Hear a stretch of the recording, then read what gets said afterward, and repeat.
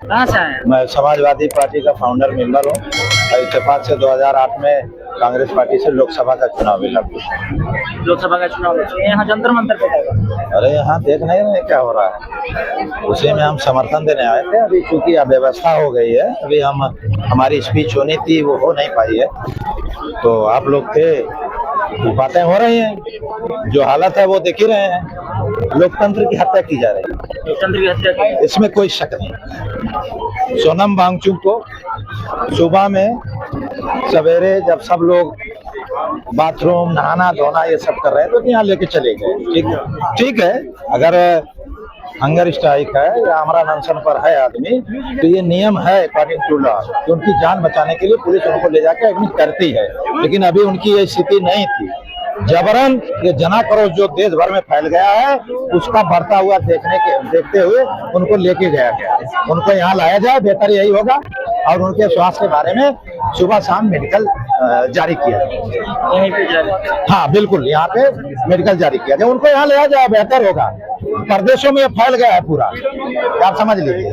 और अभी ये बच्चों के मुस्तकबिल का मामला था। 89 पेपर लीक हुए हैं, ठीक है। अभी ये बच्चों का था, लेकिन ये बढ़ रहा है। महंगाई, भ्रष्टाचार, ये सब चीजों पे अब जा रहा है, ठीक है। और लोग बच्चों के साथ है कि नहीं आपका? अरे बच्चों हम तो किसी पार्टी में है नहीं, हम किसी दल में नहीं है। हम तो एक जन आंदोलन चला रहे हैं, जो हमारा पुराना इतिहास वो बताए हैं। लेकिन ये हम नहीं, पूरा समाज इनके साथ, इसमें कोई फुबट नहीं।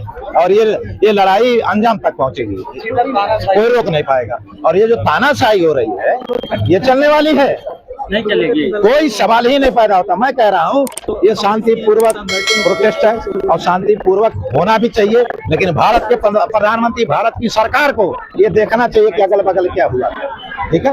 हम अनुरोध करेंगे अपने देश के नागरिकों को, अपने नौजवानों को, कि आप शांतिपूर्वक ही सब कुछ करें, शांतिपूर्वक ही करें और अकॉर्डिंग टू लॉ करें, ठीक है। न्याय मिलना निश्चित है, कोई दुनिया की ताकत रोक नहीं पाएगी। क्योंकि मेरी स्पीच है, अभी मैं पढ़ा नहीं हूँ, वो स्पीच मैं मन से पढ़ूंगा तो उसका मैं बखान नहीं कर सकता। लेकिन जो नौजवानों का है, उसके बाद क्या क्या समस्याएं हैं इस देश में, और इसका जिम्मेदार क्या सिर्फ धर्मेंद्र प्रधान जो है उसी को हटा के हो सकता है कि बहुत सारे लोगों के साथ प्रधानमंत्री नरेंद्र मोदी को हटा के हो सकता है? ये सवाल है। अभी कुछ देर में मैं बोलूं। आपको कहने से, आपके धरने पे बैठने से ये सरकार गिर जाएगी? क्या तो नरेंद्र मोदी इस्तीफा दे देंगे? क्या धर्मेंद्र प्रधान इस्तीफा दे देंगे? अच्छा ये बताइए, हमारा भारत आजाद हो गया, वो क्या था? सुभाष चंद्र बोस क्या थे? फ्रीडम फाइटर थे। इस देश के उनकी आज तक मिट्टी का नहीं पता लगा। लेकिन एक समय ऐसा था कि वो सिंगापुर में सेना बनाए थे, सेना, हथियारों के साथ सेना, किससे? अंग्रेजों से लड़ने के लिए। चंद्रशेखर क्या थे? मंगल पांडे क्या थे? अशफाकुल्लाह खान क्या थे? ये लोग लड़ाई लड़े। महात्मा गांधी क्या थे? जवाहरलाल नेहरू थे। ये जो लोग थे, इन लोगों ने नेतृत्व किया। देश आजाद हुआ कि नहीं हुआ है? आप लोग, मैं तो नहीं कहता कि ये आजादी की लड़ाई लड़ रहे हैं, लेकिन कुछ लोग कहते हैं कि हम दूसरी आजादी की लड़ाई लड़ रहे हैं। हो सकता है तो ये लड़ाई तो अंजाम तक पहुंचेगी। जनाक्रोश पूरा फैल गया, पूरे भारत में फैल गया। छात्रों से ये आंदोलन हट के अब पूरा ऑल ओवर इंडिया जो है अलग अलग। नहीं, छात्रों का ये बताइए, छात्र किसके हैं? माँ बाप के हैं कि नहीं? बहन भाई के हैं कि नहीं? छात्र आप बताइए, छात्र किसके हैं? छात्र किसके हैं? छात्र उन्हीं के तो हैं।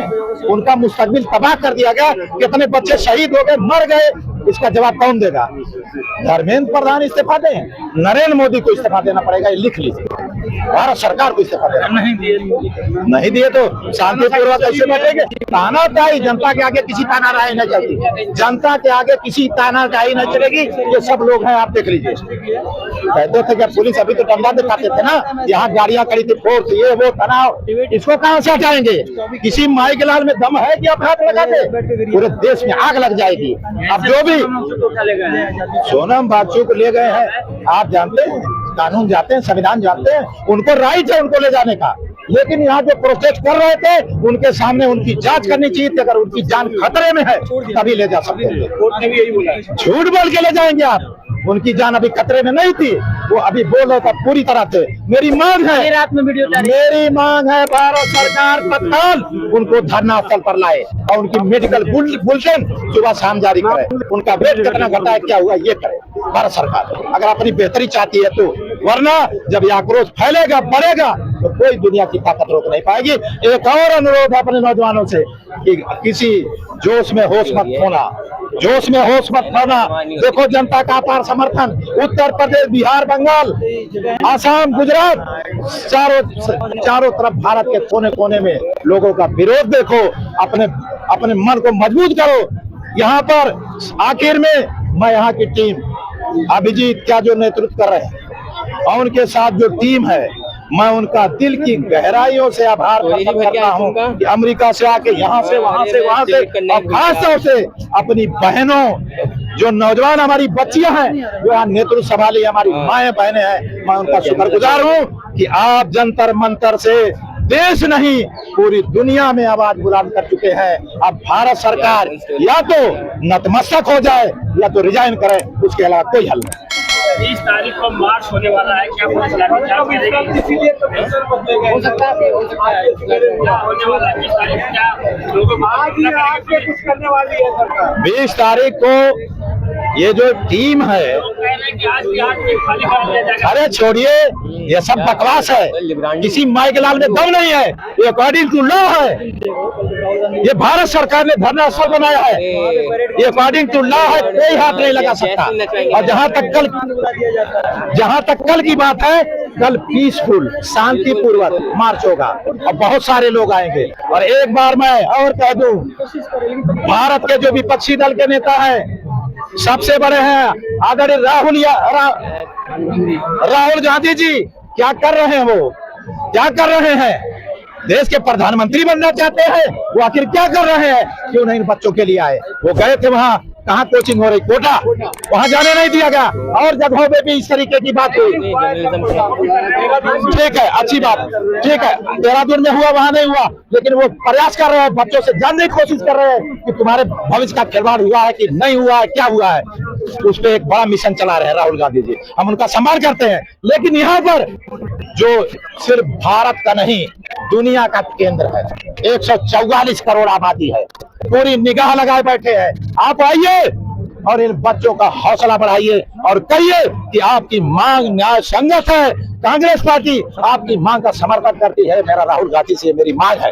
और उसके साथ में बैठे हैं उत्तर प्रदेश में अखिलेश यादव जी, भेजे थे अपनी श्रीमती डिम्पल यादव जी को। आप क्यों नहीं आए? आप क्यों नहीं आए? बताइए। इतना बड़ा नंगा नाच हुआ, 89 बार पेपर लीक हुआ, 89 बार। कितने बच्चे मरे हैं कोई गिन सकता है? परसों भी मौत हुई है। आप क्यों नहीं आए? मायावती जी क्यों नहीं आए? और भी दल के लोग क्यों नहीं आए? सारे लोग, यहाँ मैं राजनीतिक में किसी के ऊपर आक्षेप नहीं लगा रहा हूँ, सिर्फ अनुरोध कर रहा हूँ कि आप लोग आइए। किसी 20 तारीख का इंतजार मत करिए, आप लोग आइए समर्थन जताने के लिए। और अब इन मेरे बच्चों ने, इन समर्थकों ने, मेरी माँ बहनों ने, इन सब लोगों ने हालात पैदा कर दिया है कि किसी माई के लाल में दम नहीं है। अब इनके ऊपर जबरदस्ती हाथ लगाए। जहां तक सोनम वांगचुक का सवाल है, ये राइट है पुलिस को, एक मजिस्ट्रेट के नेतृत्व में वो यहाँ आ सकते थे। अगर उनका जान का खतरा है और वो भूख हड़ताल खत्म नहीं कर रहे हैं तो वो बिल्कुल उनको उठा के जबरदस्ती ले जा सकते थे। लेकिन अगर होश आवास में है तो अस्पताल में भी जबरन आप ड्रिप नहीं लगा सकते, उनको जूस नहीं पिला सकते। ये भारत का संविधान कहता है, ये लोकतंत्र कहता है। और भारत के संविधान के अंतर्गत लोकतंत्र में धरना, प्रदर्शन, भूख हड़ताल, आमरण अनशन करने का अधिकार प्राप्त है। और वही सोनम वांगचुक कर रहे हैं और वही अभिजीत समेत उनकी टीम और हमारी माए बहनें समर्थन कर रही है और देश भर के लोग आके इसको समर्थन कर रहे हैं। हमें उम्मीद है हम लोग न्याय लेकर रहेंगे। लेकिन मेरी स्पीच नहीं है कि मैं उसको आपके सामने पढ़ूं, ये स्टेज का विषय है। और जब स्टेज से मैं पढ़ूंगा तो इसके दोषी धर्मेंद्र प्रधान नहीं, इसके दोषी देश के प्रधानमंत्री हैं जिन्हें इस्तीफा देना पड़ेगा। ये मैं आपको